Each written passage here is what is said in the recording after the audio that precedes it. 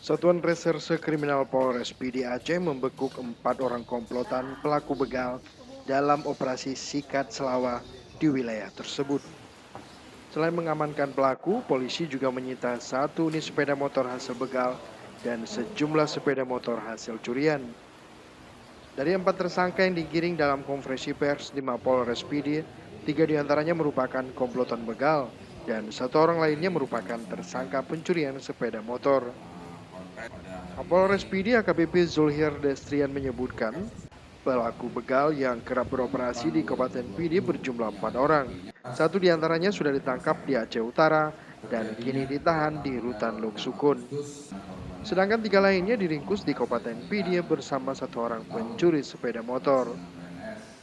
Menurut Zulhir, aksi begal selama ini sudah sangat meresahkan warga, terutama korban yang masih remaja.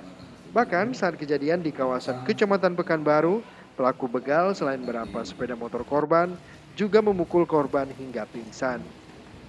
Dalam menjalankan aksinya, pelaku begal yang menyasar remaja berpura-pura mengenal korban dan meminta korban untuk mengantar pelaku ke suatu tempat.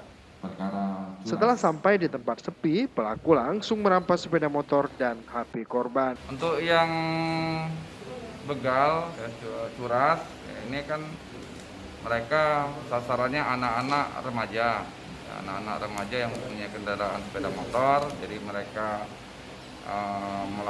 menyampaikan bahwa kenal sama temannya.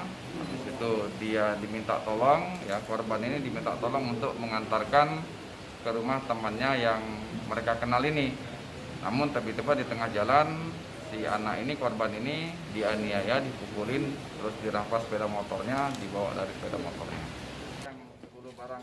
Diketahui selama operasi Sikat Selawah, Polres PD juga menangkap pelaku kriminal lain dan menyita 10 unit sepeda motor tanpa surat, 1 unit motor hasil curian dan 1 sepeda motor hasil begal.